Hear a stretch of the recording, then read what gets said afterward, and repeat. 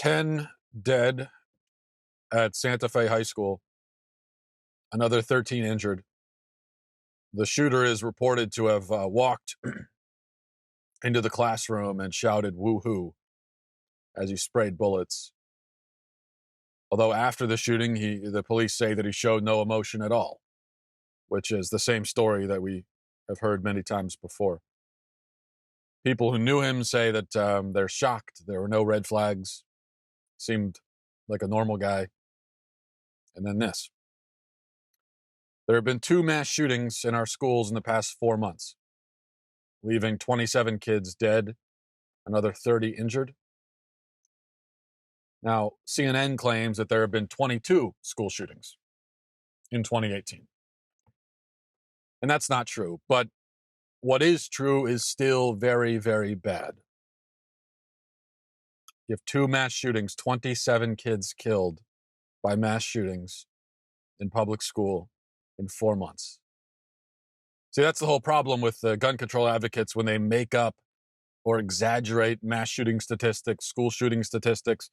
The first problem is that it's dishonest. The second problem is it's completely unnecessary. The actual statistics are bad enough. You know, people are not imagining things when they say that mass shootings seem to be happening with a much greater frequency these days. That's not our imagination. Now, people in my generation, we remember, if you're around my age, then of course you have a distinct memory of Columbine. I was in middle school when that happened. And Columbine happened, and it was like unlike anything that we'd ever seen before. And then nothing like it happened again for several years. But now you have a school shooting and you say, oh, another one. The top 5 deadliest mass shootings in America have all happened in the previous 5 years. Okay? The top 5 deadliest mass shootings in America have happened in the last 5 years. 2 of the top 5 were committed in the last 12 months. 14 of the top 22 have occurred in the past 10 years. The deadliest mass shooting in American history was in 2016, and then a new deadliest mass shooting in America happened in 2017. So yes, it's bad. It's really, really bad. Whenever this happens, people say, well, this isn't normal. This isn't normal. But it is normal, is the point. Destruction and misery have been, well, they've been the norm since the fall of man, but especially they've been the norm since the last century. Close to 100 million people were killed by communism alone, and then there was the Holocaust, many other genocides, not to mention 2 world wars, 2 nuclear bombs. That was all in 1 century. Now, we're told that that was the previous century, that was the 20th century, 21st century is different. And what we're told is that we've entered into the most peaceful time in human history. But the people who are making those declarations, as optimistic and pleasing as they sound, are simply ignoring the fact that 50 million human beings are killed by abortion worldwide every year. And that's still going on. The world's been on a pace of approximately 50 million abortions a year since 1990, since at least 1990, which means that we've killed 1.4 billion people in less than 30 years. That's 20% of the world's population. 20% of the world's population has been murdered in less than 3 decades. So, most peaceful time? Not even close. This is what we're living in right now is by far the most violent and destructive and deadliest time in human history. And it's not even close. Things are not getting better. That's what I'm trying to say. Things are not getting better. They have not been getting better. They're not getting better now. They won't get better. I'm sorry to tell you this, but it's just the fact. Things are getting worse in a hurry. We've simply gotten better at ignoring how bad they are. We've gotten so good at it that we've got this entire chunk of 50 million humans killed every year, and we could just completely put that to the side, like it's not even happening. We could just discount that and then go around talking about, oh, it's a peaceful time. It's such a peaceful time.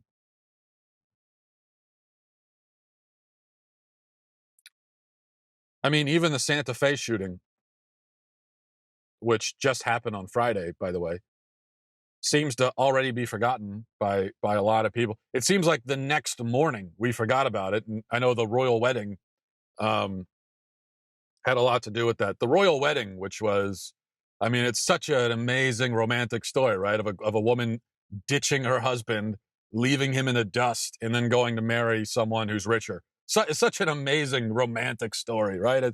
Well, yes, it's so great. We should all be uh, happily ever after, right? Destroy your marriage and go marry somebody else. Fantastic. So we've moved on to that, and we're good at that. We're good at moving on quickly, and I think we call that resilience. That's what we try to call that. We like to pretend, no, we're resilient. Americans are so resilient. There's a mass shooting, and we just move on. It's not resilience; it's indifference, and there is a difference between those two things. Now, it should be noted that there's one other conspicuous global trend that's been happening across the world, along with all the bloodshed and the death and destruction and murder over the last 100 years. Along with that, there's been another trend, and that other trend is secularism, godlessness. Most countries in the world have become increasingly godless as the years have progressed. The West is seeing historic levels of atheism and secularism to the point now where there are some countries in Europe that are predominantly majority populated by unbelievers. And these two things are not a coincidence. The nightmare that we've lived since the turn of the previous century has been the direct result of this. It's been the direct result of the world rejecting God. We have fled from God, and we have fled out into the wilderness, and what we found out here in the wilderness in our freedom is evil and despair and death on an unprecedented scale. We have become an empty country, an empty people, an empty world. Emptiness is the thing that kind of ties all this together. The war, the shootings, the genocide, everything, abortion, ties it all together. Because there's this void that's left behind when you push God out. And as a world, we have pushed God out. And we've left this giant gaping hole. And now we're struggling and fumbling to fill it with something. These school shooters on an individual level, they have this emptiness, this hole inside them. They try to fill it with something. Usually they turn to media and video games. This is yet another school shooter who was an avid video game player, but I know we're not going to talk about that. It's completely, totally, absolutely unrelated. It's got two things have nothing to do with one another at all, of course. Because as part of our emptiness, we are so desperate to justify all of our entertainment choices. It's the only thing we care about, is just making sure that nobody questions our entertainment. So if anyone mentions, oh, no, we can't talk about that. That's my entertainment. How dare you? Now, that's going to make me angry if you question my entertainment. The school shootings, they don't really make me that angry. But if you question my entertainment, that'll make me angry, Matt.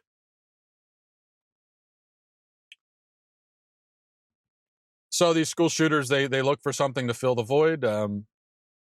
And what they find is not satisfying enough. Usually it exasperates the problem. And so finally they explode. After they get tired of wallowing in their numbness and their indifference, they explode in this ball of rage and destruction.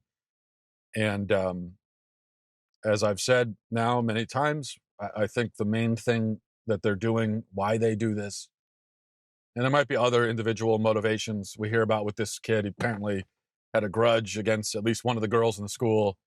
He was rejected by her. Every high school in America is filled with boys that are rejected by girls. It's like the main thing that happens to high school boys.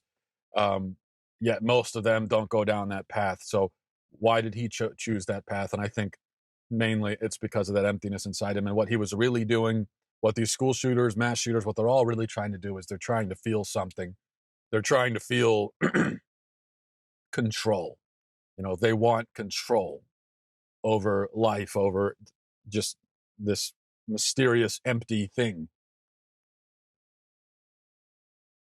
And that's the trajectory that the entire human race has basically been following. And it can't lead anywhere except ruination.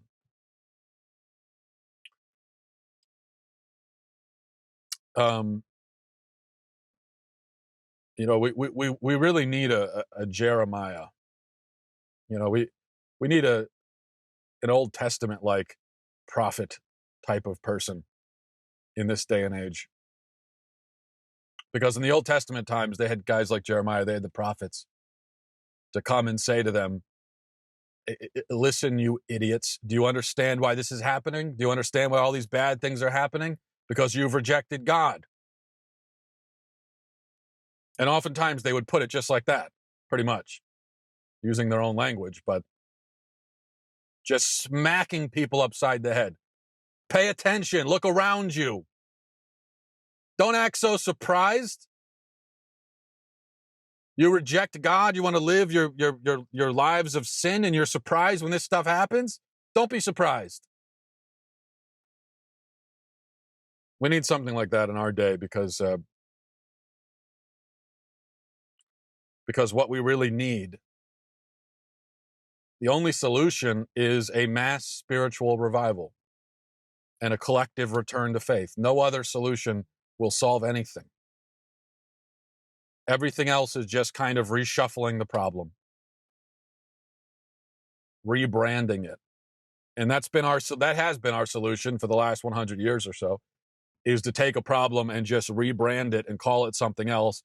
So we took the genocides of the 20th century and we rebranded them. We put them in a clinic and we called them abortion now. And now we say, oh, there's no more genocides. We solved the problem. Hooray. So what's going to be our rebranding solution for school shootings? I don't know. There is no solution other than returning to God. All of us.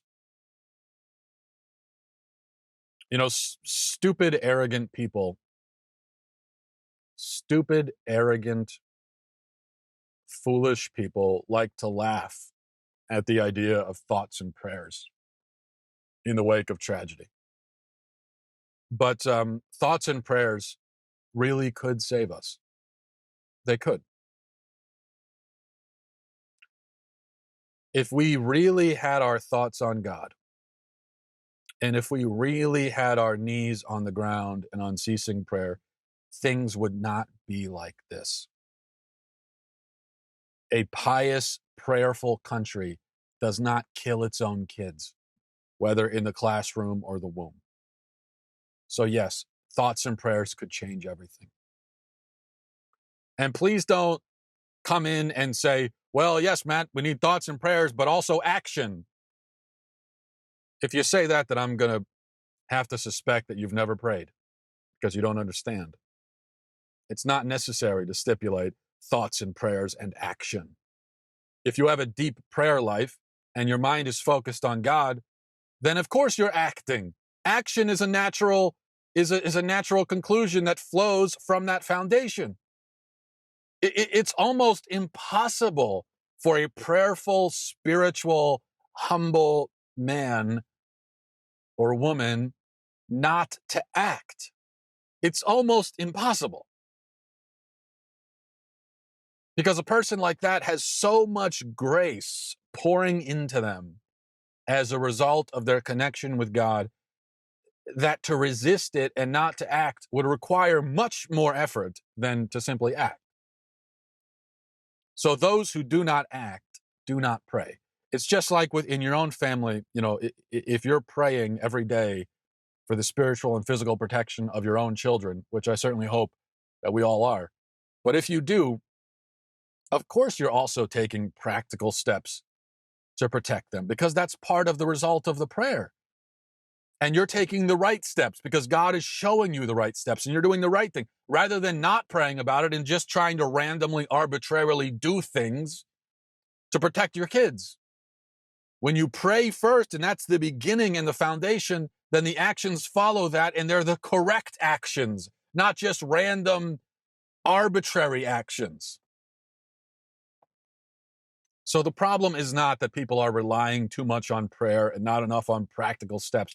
The problem is the opposite. We rely entirely on so-called practical steps, and we don't rely at all on God. We don't even factor him in. So what I'm saying, what I'll say again, is that if everyone in the nation had their thoughts on God and their knees on the ground in prayer, things would get better. Guaranteed, absolutely. I know that for certain. Our affliction is spiritual. We are a nation that is falling more and more into the clutches of evil and Satan and away from God.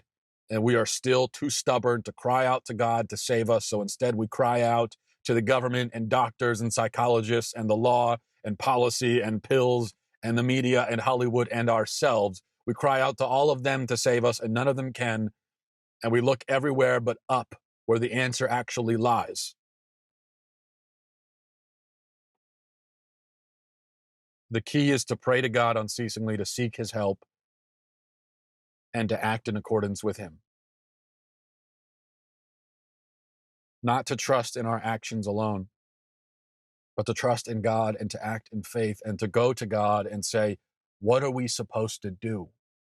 What do you want us to do? And then whatever his answer is, you do it. People who don't understand prayer and don't have faith in it, it's because they don't do it. But if you actually pray, and people who actually pray unceasingly, pray, they have a deep prayer life, they know that if they pray consistently over a certain problem, answers will present themselves. And if they go to God consistently and say, God, what do you want me to do about this or that problem? An answer will come to them. It will. 100% will. God works miracles, but we have to pray. Think about the story of Dunkirk, the part of the story that the movie Dunkirk, which is a movie that I really liked, but the movie Dunkirk leaves this out. But we know about the movie shows us how the citizen navy was mobilized to rescue the Allied forces from the beach. What they leave out is that a day of prayer was called across the country, and the British people poured into churches, and they prayed together in mass. They prayed for a miracle, and they received it. Mysteriously, Hitler ordered his troops to halt when he could have easily destroyed the Allies. Then there was bad weather that grounded German planes, but then the weather miraculously was good when the British needed it to be. So they get their men off the beach. The people prayed and they acted, and a miracle occurred. And it's very possible that that miracle not only saved those men, but saved Western civilization. God works miracles. He's been doing it since the dawn of time. The dawn of time itself was a miracle, a supernatural act that made possible all things. So God works miracles, but we have to ask for them, and we have to come to him, and we have to humble ourselves and pray. All of us. Can God stop mass shootings? Yes, he can. He stopped Hitler. He's healed the blind, cured the lame, raised the dead. He parted the seas. He brought forth water from a rock, brought manna down from heaven. He brought himself down from heaven, rescued us from sin. So yes, he can stop mass shootings. He can do anything. We have to pray and have faith. And I'm speaking now. I'm speaking now specifically to those who believe, to those who believe, and that, or at least claim to believe, and that's what 80% of the country or more claims to believe in God.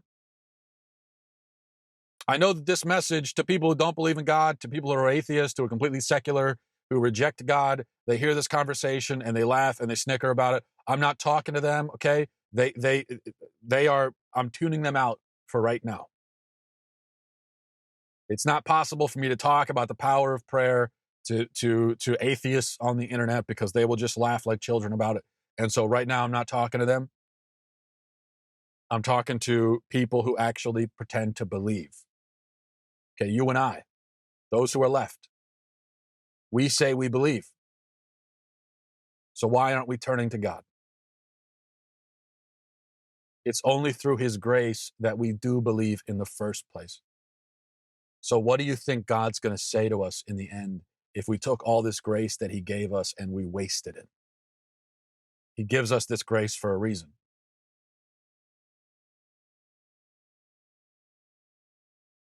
So why are we acknowledging his presence through his grace and then just leaving it at that?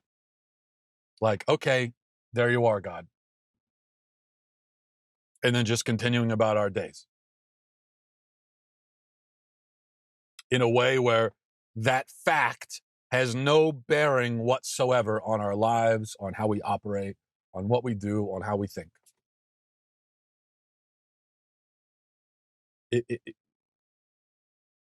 We are in for a rude awakening. If everything that's been happening around the world for the last 100 or more years, if that isn't enough to wake us up and to make us turn back to God, even though we claim to already believe in him, if this isn't enough to make us cling to him desperately and to turn to him and have faith in him and to seek his help, if this isn't enough, then I think when we die, we're in for a rough time. Put it like that. So that's the solution. It's just that, a mass spiritual revival. It's as simple as that, which I know is probably not going to happen. But it's the only solution. Anywhere else we look, any other solution will be a failure. So this is it. So let's start praying for that. Let's start there. Thanks for watching, everybody, and Godspeed.